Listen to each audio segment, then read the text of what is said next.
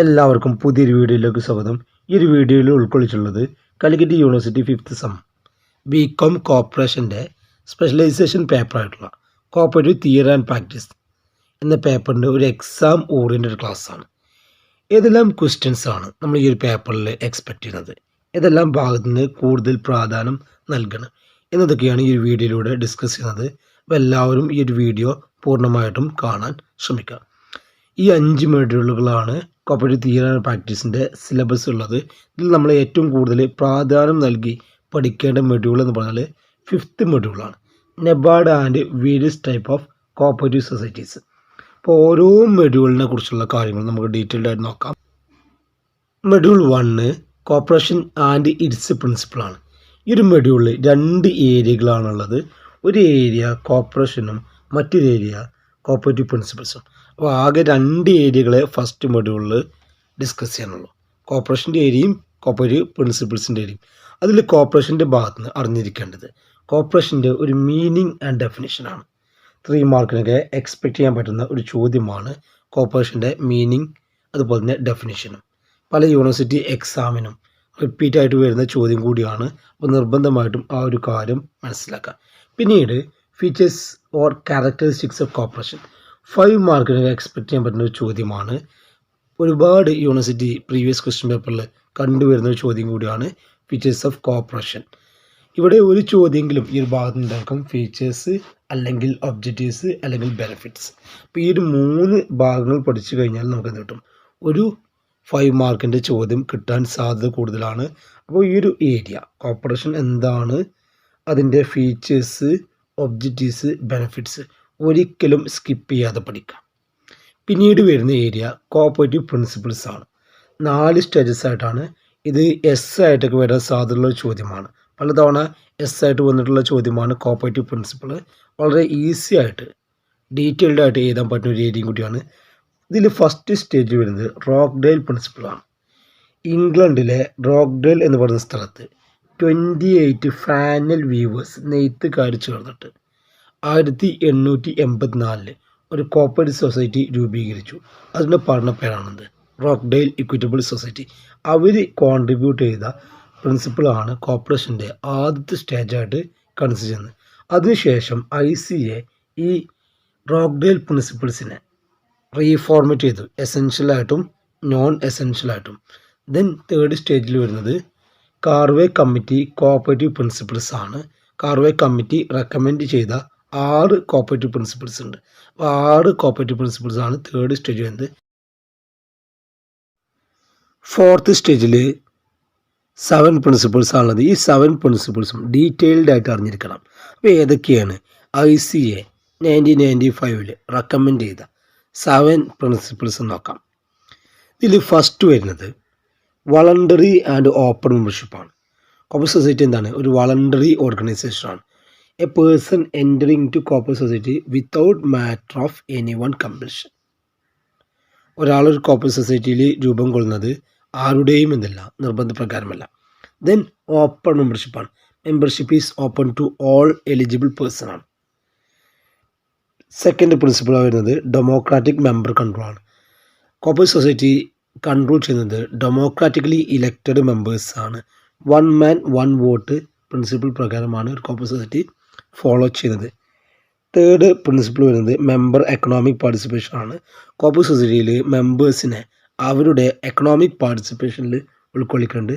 Then autonomy and independent organisation ആണ്. Cooperative education, training, informations cooperative society provide ചെയ്യുന്നത്. Corporation among cooperatives. Then final principle ആണ് concern for community. ഇതിൽ ഓരോ പ്രിൻസിപ്പിളും detail. Next module 2 ആണ്. Module 2 corporation and other economic systems and other ഓർഗനൈസേഷനാണ്. കോർപ്പറേഷനും മറ്റു എക്കണോമിക് സിസ്റ്റംസും.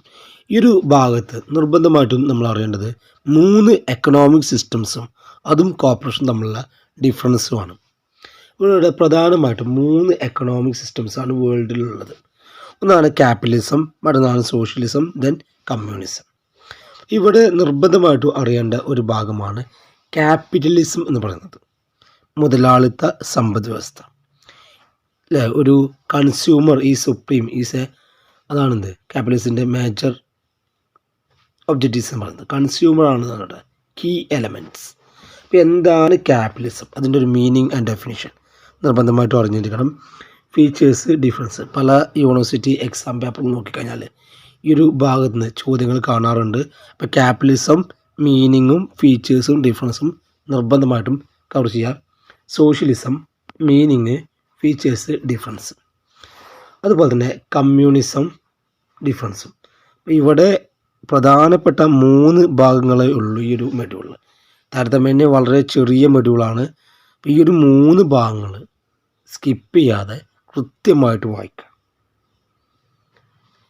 നെക്സ്റ്റ് ഇവിടെ വരുന്ന മറ്റൊരു ഏരിയയാണ് കോപ്പറേഷൻ ആൻഡ് ഈക്വലൈസർ എന്ന് പറയുന്ന ഏരിയ. അവിടെ നമ്മൾ ശ്രദ്ധിക്കേണ്ടത് ജസ്റ്റ് ഒന്ന് ശ്രദ്ധിച്ചാൽ മതി. കോപ്പറേഷൻ ജോയിൻറ്റ് സ്റ്റോക്ക് കമ്പനി തമ്മിലുള്ള ഡിഫറൻസ് എന്തൊക്കെയാണ്, കോപ്പറേഷനും പാർട്ണർഷിപ്പും തമ്മിലുള്ള ഡിഫറൻസ് എന്തൊക്കെയാണ്, കോപ്പറേഷൻ ട്രേഡ് യൂണിയനും തമ്മിലുള്ള റിലേഷൻഷിപ്പ് എന്തൊക്കെയാണ്. ഈ 3 കാര്യം കൂടി ജസ്റ്റ് ഒന്ന് നോക്കുക. കൂടുതൽ പ്രാധാന്യം നൽകേണ്ട ഈ 3 ടോപ്പിക്കിനാണ് ഇവിടെ കൂടുതൽ പ്രാധാന്യം നൽകേണ്ടത്. അതിന് ഡീറ്റെയിൽഡ് ആയിട്ട് പഠിക്കാം.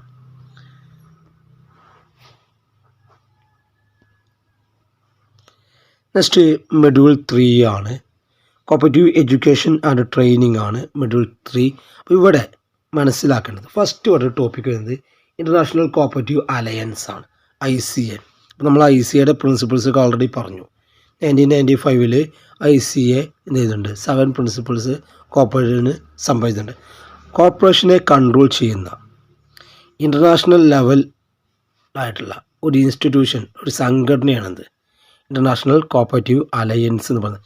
അപ്പോൾ എന്താണ് ICA, ICAയുടെ ഒബ്ജക്റ്റീവ്സ്, ICAയുടെ ആക്ടിവിറ്റീസ് ഇവിടെ നിർബന്ധമായിട്ടും അറിഞ്ഞിരിക്കണം. പിന്നീട് വരുന്നതാണ് കോപ്പറേറ്റീവ് എഡ്യൂക്കേഷൻ ആൻഡ് ട്രെയിനിങ്. ഇവിടെ എന്താണ് കോപ്പറേറ്റീവ് എഡ്യൂക്കേഷൻ, എന്താണ് കോപ്പറേറ്റീവ് ട്രെയിനിങ് എന്നുള്ള കാര്യം നിർബന്ധമായിട്ടും അറിഞ്ഞിരിക്കണം. പിന്നീട് കോപ്പറേറ്റീവ് എഡ്യൂക്കേഷനും ട്രെയിനിങ്ങിൻ്റെയും ഹിസ്റ്റോറിക്കൽ ബാക്ക്ഗ്രൗണ്ട്, അതിൻ്റെ ഭാഗമായിട്ട് വരുന്ന ഇന്ത്യൻ കോർപ്പറേഷനെ കൺട്രോൾ ചെയ്യുന്ന സംഘടനയാണ് NCUI, national cooperative union of India. അപ്പോൾ എന്താണ് NCUI, ഫസ്റ്റ് അറിഞ്ഞിരിക്കേണ്ടത് ഇതിൻ്റെ ഫുൾ ഫോമാണ്, national cooperative union of India. അതിൻ്റെ ഒബ്ജക്റ്റീവ്സും അതുപോലെ തന്നെ ഫങ്ഷൻസും. ഇപ്പോൾ NCUIയുടെ ഒബ്ജക്റ്റീവ്സ് അല്ലെങ്കിൽ ഫങ്ഷൻസ് ഏതെങ്കിലും ഒരു ടോപ്പിക്ക് അറിഞ്ഞാൽ മതി. അപ്പോൾ അതന്നെ നമുക്ക് എന്ത് ചെയ്യാൻ പറ്റും, ഒബ്ജക്റ്റീവ്സ് അറിഞ്ഞാൽ അതന്നെ ഫങ്ഷൻ ആക്കിയിട്ട് എഴുതാൻ പറ്റും. ഈ NCUIയുടെ അണ്ടറിൽ 2 സ്ഥാപനങ്ങളാണ് വരുന്നത്. ഒന്ന് ട്രെയിനിങ്ങിന് വേണ്ടിയും ഒന്ന് എഡ്യൂക്കേഷന് വേണ്ടിയും. അതിൽ ട്രെയിനിങ്ങിനുള്ള സ്ഥാപനമാണ് NCCT, national council for cooperative training. ഇത് എസ്റ്റാബ്ലിഷ് ചെയ്തിട്ടുള്ളത് 1976 ഇതിൻ്റെ ഹെഡ് ക്വാർട്ടേഴ്സ് ന്യൂഡൽഹിയാണ്. അപ്പോൾ എന്താണ് NCCT, national council for cooperative training? ഇന്ത്യയിൽ കോഓപ്പറേറ്റീവ് ട്രെയിനിങ് പ്രൊമോട്ട് ചെയ്യാനുള്ള സ്ഥാപനമാണിത് NCCT. അതിൻ്റെ ഒബ്ജക്റ്റീവ്സ്, ഫങ്ഷൻസ് നിർബന്ധമായിട്ട് അറിഞ്ഞിരിക്കണം. ഏതെങ്കിലും ഒരു ഭാഗം അറിഞ്ഞാലും മതി. ഈ NCCTയുടെ അണ്ടറിൽ 3 ട്രെയിനിങ് സ്ഥാപനങ്ങളാണുള്ളത്. അതിൽ ഏറ്റവും ടോപ്പ് ലെവലിലുള്ള ട്രെയിനിങ് സ്ഥാപനമാണ് VAMNICOM, Vaikunth Mehta national institute of cooperative management. പല യൂണിവേഴ്സിറ്റി എക്സാമിനും കണ്ടുപരിചയമുള്ള ടേമാണ്, നിർബന്ധമായിട്ടും അത് പഠിക്കാം. പൂനെയാണ് ഇതിൻ്റെ ഹെഡ് ക്വാർട്ടേഴ്സ്. അപ്പോൾ കോഓപ്പറേറ്റീവ് ട്രെയിനിങ് നൽകുന്ന അപ്പെക്സ് ഇൻസ്റ്റിറ്റ്യൂഷനാണ് വാംനികോം.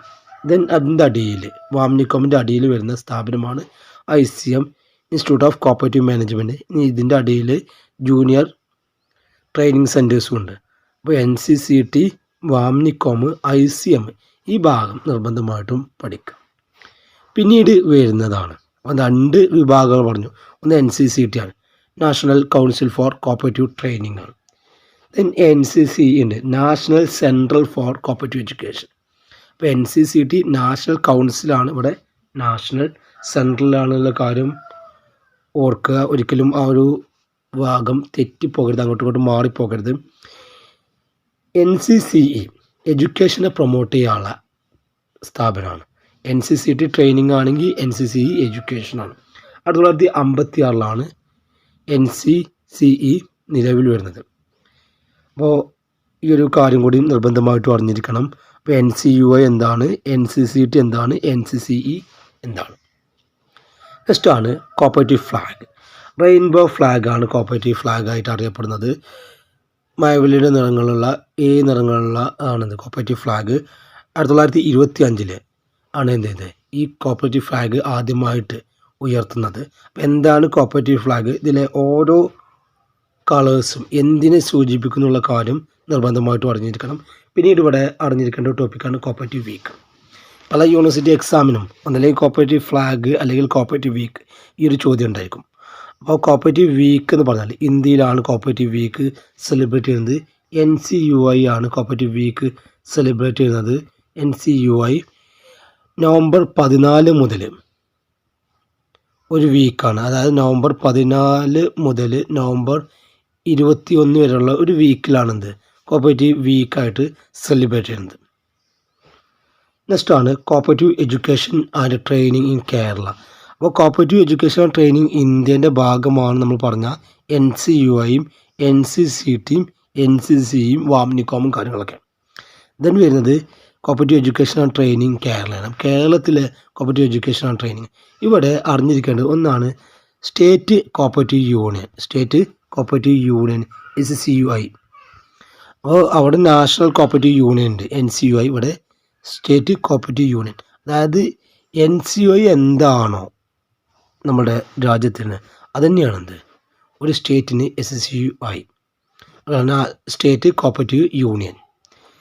ഇവിടെ ഇതിൻ്റെ ഭാഗമായിട്ട് വരുന്ന ടോപ്പിക്കുകളാണ് ഒന്ന് അറിഞ്ഞിരിക്കേണ്ടത് KICMA, Kerala institute of cooperative management, അതുപോലെ തന്നെ CAP cooperative academy of professional education, അതുപോലെ തന്നെ ASCI agricultural cooperative staff training institution. ഈ ഒരു കിഗ്മ നല്ല രീതിയിൽ ശ്രദ്ധിക്കാം. വളരെ പ്രധാനപ്പെട്ടൊരു മൊഡ്യൂളാണ് തേർഡ് മൊഡ്യൂളിൻ്റെ ഓരോ കാര്യങ്ങളും കൃത്യമായിട്ട് മനസ്സിലാക്കുക. കോപ്പറേറ്റീവ് ഫ്ലാഗും കോപ്പറേറ്റീവ് വീക്കൊന്നും മറക്കാതെ പഠിക്കാം. നെക്സ്റ്റ് മൊഡ്യൂൾ 4 ആണ് types of cooperatives and cooperative credit. ഈ മൊഡ്യൂൾ ഫസ്റ്റ് വന്നിരിക്കുന്നത് ഇന്ത്യൻ കോപ്പറേറ്റീവ് സ്ട്രക്ചറാണ്. കോപ്പറേറ്റീവ്സിൻ്റെ സ്ട്രക്ചർ ഫ്ലോ ചാർട്ട് ഉണ്ട്. ആ ഫ്ലോ ചാർട്ട് കൃത്യമായിട്ട് മനസ്സിലാക്കാം. പിന്നീട് ഇവിടെ അറിഞ്ഞിരിക്കേണ്ട മേജർ ടോപ്പിക്കാണ് 3 tier structure of cooperative credit in Kerala. 3 tier സ്ട്രക്ചറാണ്. ടയർ എന്നാ പറയുക, 3 ലെവലായിട്ടാണ് ഇത് പ്രവർത്തിക്കുന്നത്. ഇതിൽ പ്രൈമറി ലെവലിൽ, അതായത് വാർഡ് അല്ലെങ്കിൽ പഞ്ചായത്ത് ലെവലിൽ പ്രവർത്തിക്കുന്ന കോപ്പറേറ്റീവ് ക്രെഡിറ്റ് പ്രൊവൈഡ് ചെയ്യുന്ന സ്ഥാപനമാണ് പ്രൈമറി അഗ്രികൾച്ചറൽ ക്രെഡിറ്റ് സൊസൈറ്റി, പാസ്ക് എന്ന് പറയുന്നത്. അപ്പോൾ എന്താണ് പാസ്ക്? അത് ലോവർ ലെവലിലാണ് പ്രവർത്തിക്കുന്നത്. അതിൻ്റെ ടൈപ്സ് 6ഓളം ടൈപ്സ് വരുന്നുണ്ട്. സ്മാൾ സൈസ് ഉണ്ട്, ലാർജ് സൈസ് ഉണ്ട്, മൾട്ടി പർപ്പസ് ഉണ്ട്, സർവീസ് കോപ്പറേറ്റീവ് ബാങ്ക് ഉണ്ട്, ദെൻ ഫാർമേഴ്സ് സർവീസ് സൊസൈറ്റി. ഇതിൽ ഓരോന്നിനെ കുറിച്ചും ഡീറ്റെയിൽഡ് ആയിട്ട് അറിഞ്ഞിരിക്കണം. Then types of PACS, objectives, defects. കഴിഞ്ഞ വർഷം വന്ന ചോദ്യമാണ് ഈ പാസ്കിനെ കുറിച്ചുള്ള ചോദ്യം. ആയിട്ടാണ് വന്നിട്ടുള്ളത്. അപ്പോൾ ഇപ്പോഴും നമ്മൾ പ്രതീക്ഷിക്കേണ്ട ഒരു ചോദ്യമാണ് പ്രൈമറി അഗ്രികൾച്ചർ ക്രെഡിറ്റ് സൊസൈറ്റി, അതിൻ്റെ ഒബ്ജക്റ്റീവ്സും ഡിഫക്റ്റും. പിന്നീട് വരുന്ന ഒരു ടോപ്പിക്കാണ് ഡിസ്ട്രിക്ട് കോപ്പറേറ്റീവ് ബാങ്ക് DCB, അതായത് മിഡിൽ ടയറിലാണ്. പ്രൈമറി ലെവലിൽ പാസ്കും മിഡിൽ ഡിസ്ട്രിക്ട് കോപ്പറേറ്റീവ് ബാങ്കും അല്ലെങ്കിൽ സെൻട്രൽ കോപ്പറേറ്റീവ് ബാങ്ക് എന്ന് പറയും. ഇവിടെ നിർബന്ധമായിട്ടും പഠിക്കേണ്ട കാര്യം DCBയുടെ ഫങ്ഷൻസ് അതുപോലെ തന്നെ ഒബ്ജക്റ്റീവ്സാണ്. ഫങ്ഷൻസൊക്കെ പല യൂണിവേഴ്സിറ്റി എക്സാമിന് റിപ്പീറ്റ് ചെയ്യുന്ന ചോദ്യങ്ങളാണ്. അപ്പോൾ നിർബന്ധമായിട്ടും ഈ ഒരു ഭാഗം പഠിക്കാം. പിന്നീടാണ് സ്റ്റേറ്റ് കോപ്പറേറ്റീവ് ബാങ്ക്. അപ്പെക്സ് ലെവലിലാണ് എന്ത് ചെയ്യുന്നത് സ്റ്റേറ്റ് കോപ്പറേറ്റീവ് ബാങ്ക് വരുന്നത്. കേരള സ്റ്റേറ്റ് കോപ്പറേറ്റീവ് ബാങ്കാണ്, തിരുവനന്തപുരമാണ് ഇതിൻ്റെ ആസ്ഥാനം. അപ്പോൾ 3 ടയർ എന്ന് പറഞ്ഞാൽ പാസ്ക്, DCB, state cooperative bank. Objectives അറിഞ്ഞിരിക്കണം, ഫങ്ഷൻസ് അറിഞ്ഞിരിക്കണം, അതുപോലെ തന്നെ പ്രോബ്ലംസൊക്കെ ഏതെങ്കിലും ഒരു ബാങ്കിന് പഠിച്ചാൽ മതി, ബാക്കിയൊക്കെ എല്ലായിടത്തും അഡോപ്റ്റ് ചെയ്യാൻ പറ്റും. പിന്നീട് ഇവിടെ നമ്മൾ ശ്രദ്ധിക്കേണ്ട ഒരു കാര്യമെന്ന് പറഞ്ഞാൽ ഇവിടെ 2 ടേമുകളുണ്ട്, സ്റ്റേറ്റ് പാർട്ണർഷിപ്പ് ഫണ്ടും സബ്സിഡറി സ്റ്റേറ്റ് പാർട്ണർഷിപ്പ് ഫണ്ടും. ആ കാര്യം കൂടിയും ശ്രദ്ധിക്കണം. അപ്പോൾ ഈ ഒരു ഏരിയ നിർബന്ധമായിട്ടും പഠിക്കുക, ഒരിക്കലും സ്കിപ്പ് ചെയ്യരുത്. പിന്നീട് ഇവിടെ ഈ ഒരു ഭാഗത്ത് വരുന്നതാണ് ടോപ്പിക്കാണ് Kerala state cooperative agricultural and rural development. അപ്പോൾ ഇവിടെ അറിഞ്ഞിരിക്കേണ്ടത് അഗ്രികൾച്ചറൽ ആൻഡ് റൂറൽ ഡെവലപ്മെൻറ്റിനെ പ്രൊമോട്ട് ചെയ്യാനുള്ള കേരളത്തിലെ അപ്പെക്സ് ബാങ്കാണെന്ത് Kerala state cooperative agricultural and rural development. ഇതിൻ്റെ ഒരു ഫുൾ ഫോം തന്നെയാണ് കൃത്യമായിട്ടും അറിഞ്ഞിരിക്കേണ്ടത്. ഇതിന് തന്നെ എന്തുണ്ട് primary cooperative agricultural and rural development bank ഉണ്ട്. ഇപ്പോൾ 4th മൊഡ്യൂള് അത്യാവശ്യം ഡീറ്റെയിൽഡ് മൊഡ്യൂളാണ്. ഓരോ കാര്യങ്ങളും നിർബന്ധമായിട്ടും പഠിക്കുക. ഇത്രയും കാര്യങ്ങൾ ഒരിക്കലും സ്കിപ്പ് ചെയ്യാതെ പഠിക്കാം. നെക്സ്റ്റ് 5th മൊഡ്യൂളാണ് നമ്മുടെ കോപ്പറേറ്റീവ് തിയറി ആൻഡ് പ്രാക്ടീസിലെ ഏറ്റവും ഇമ്പോർട്ടൻ്റ് ഉള്ള മൊഡ്യൂളാണ് 5th മൊഡ്യൂൾ. 5th മൊഡ്യൂൾ വരുന്നത് നബാർഡ് ആൻഡ് വേരിയസ് സൊസൈറ്റീസാണ്. കോപ്പറേറ്റീവ് സൊസൈറ്റീസ്, ഇൻസ്റ്റിറ്റ്യൂഷൻസ് എന്നും പറയും. ഇവിടെ അറിഞ്ഞിരിക്കേണ്ടത് first NABARD, national bank for agriculture and rural development, അതിൻ്റെ മാനേജ്മെൻറ്റ് കാര്യങ്ങൾ, functions, role of NABARD in cooperative. ഈ ഒരു ഭാഗം നിർബന്ധമായിട്ടും അറിഞ്ഞിരിക്കണം. ചിലപ്പോൾ പരീക്ഷയ്ക്ക് വരാറുണ്ട്, ആയിട്ടൊക്കെ ഈ ചോദ്യം വരാറുണ്ട്. പിന്നീട് മേജർ ഏരിയ ആണ് കൺസ്യൂമർ കോപ്പറേറ്റീവ്സ്.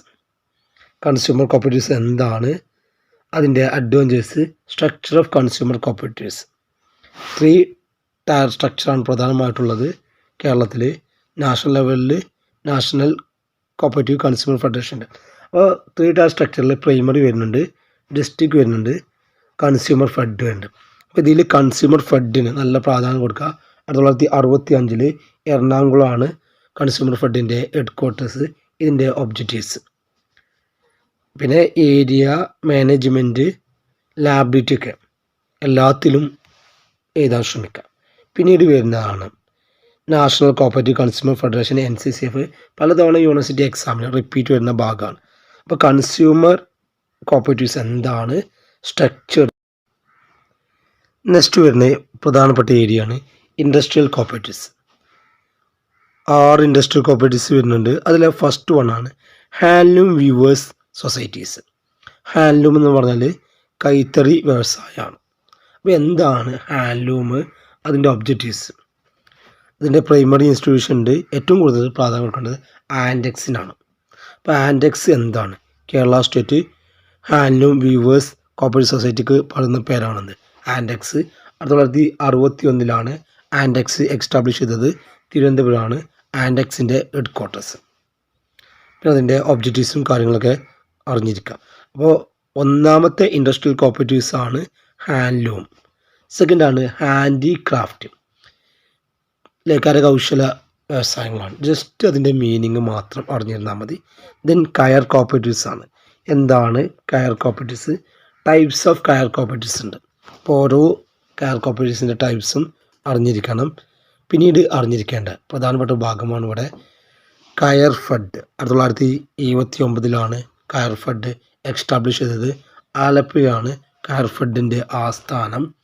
കയർ മാർക്കറ്റിംഗ് ഫെഡറേഷന് കയർ കോപ്പറേറ്റീവ്സിനെ ഉയർത്താനുള്ള അപ്പെക്സ് ലെവൽ ഫെഡറേഷനാണ് കയർ ഫെഡ്.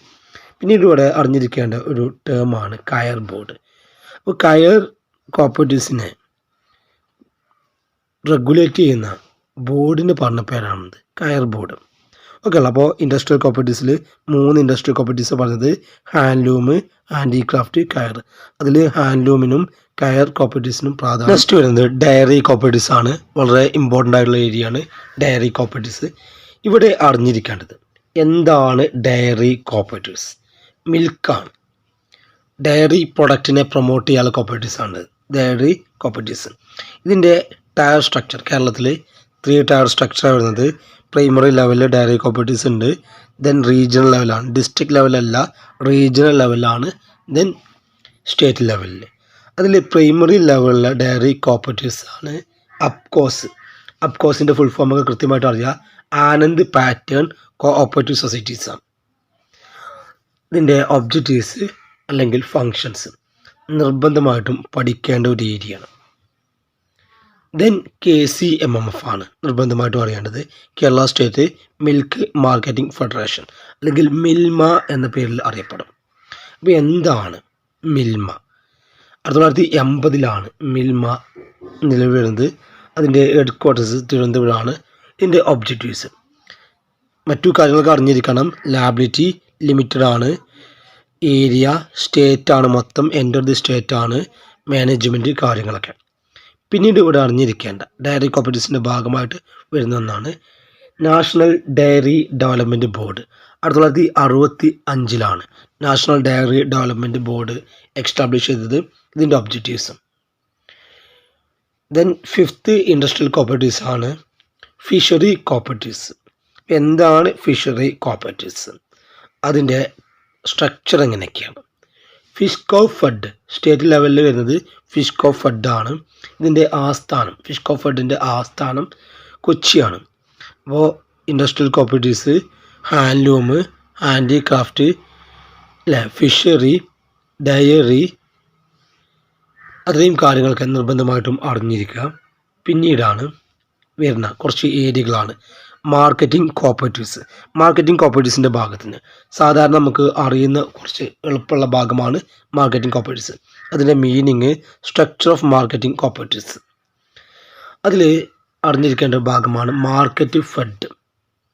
മാർക്കറ്റ് ഫഡിൻ്റെ ആസ്ഥാനം കോഴിക്കോടാണ്. 1960 മാർക്കറ്റ് ഫഡ് എസ്റ്റാബ്ലിഷ് ചെയ്തത്. നെക്സ്റ്റ് വരുന്നതാണ് അതിൻ്റെ നാഷണൽ ലെവൽ ഫെഡറേഷൻ ആണത്. NAFED, national agricultural cooperative marketing federation. പല യൂണിവേഴ്സിറ്റി എക്സാമിനും റിപ്പീറ്റ് വരുന്ന ചോദ്യമാണ് നാഫഡൊക്കെ. 1958 ന്യൂഡൽഹിയാണ് ഇതിൻ്റെ ആസ്ഥാനം. അപ്പം നാഫഡ് എന്താണ്? National agricultural cooperative marketing federation of India. Then non agriculture ക്രെഡിറ്റിൻ്റെ ഭാഗമായിട്ട് വരുന്ന പ്രധാനപ്പെട്ട ഒരു ഏരിയയാണ് അർബൻ കോപ്പറേറ്റീവ് ബാങ്ക്. UCB എന്താണ്? അതിൻ്റെ ഫംഗ്ഷൻ നിർബന്ധമായിട്ടും അറിഞ്ഞിരിക്കണം. യൂണിവേഴ്സിറ്റി എക്സാമിന് റിപ്പീറ്റ് വരുന്ന ചോദ്യമാണ് urban cooperative bank. Then housing cooperatives എന്താണ്? ഹൗസ് ഫഡ് എന്താണ്? NHB നാഷണൽ ഹൗസിംഗ് ബാങ്ക് എന്താണ്? പിന്നീട് ഇവിടെ ജസ്റ്റ് ഒന്ന് അറിഞ്ഞിരുന്നാൽ മതി SC/ST കോപ്പറേറ്റീവ്സ്. മുമ്പൊന്നും എക്സാമിന് വന്നിട്ടില്ല, ഇതുവരെ എക്സാമിന് വരാത്ത ഏരിയയാണ്, എങ്കിൽ പോലും ജസ്റ്റ് ആ ടോപ്പിക് ഒന്ന് അറിഞ്ഞിരിക്കാം. പിന്നീട് ഇവിടെ പരീക്ഷയ്ക്ക് വരാൻ സാധ്യതയുള്ള ടേമാണ് Indian farmers fertilisers cooperatives limited, IFFCO. IFFCO വളരെ പ്രധാനപ്പെട്ട ഭാഗമാണ്, പരീക്ഷയ്ക്ക് വരാറുണ്ട്. അപ്പോൾ ഇഫ്കോ എന്താണെന്നുള്ള കാര്യം കൃത്യമായിട്ട് മനസ്സിലാക്കാം. ഫാർമേഴ്സ് ഫെർട്ടിലൈസേഴ്സിന് വേണ്ടി ഡെവലപ്പ് ചെയ്ത കോപ്പറേറ്റീവ്സ് ആണെന്ത് ഇഫ്കോ കൊണ്ട് അർത്ഥമാക്കുന്നത്. നെക്സ്റ്റ് വരുന്ന ക്രിബ്കോ ആണ്, ക്രിബക് Bharat cooperative society limited. Just ഒന്ന് ആ ടേമും കൂടി അറിഞ്ഞിരിക്കാം. അപ്പോൾ 5th മൊഡ്യൂൾ വളരെ പ്രധാനപ്പെട്ട മൊഡ്യൂളാണ്. അതിൽ നെബാർഡിൻ്റെ ഒരു ഏരിയ, കൺസ്യൂമർ കോപ്പറേറ്റീവ്സിൻ്റെ ഏരിയ, ഇൻഡസ്ട്രിയൽ കോപ്പറേറ്റീവ്സിൻ്റെ area, marketing cooperatives, then urban cooperative bank, housing cooperatives, SC/ST, IFFCO, KRIBHCO. വലിയ ഏരിയയാണ്. 5th മൊഡ്യൂളിന് വളരെയധികം പ്രാധാന്യം നൽകുക. Okay, thank U.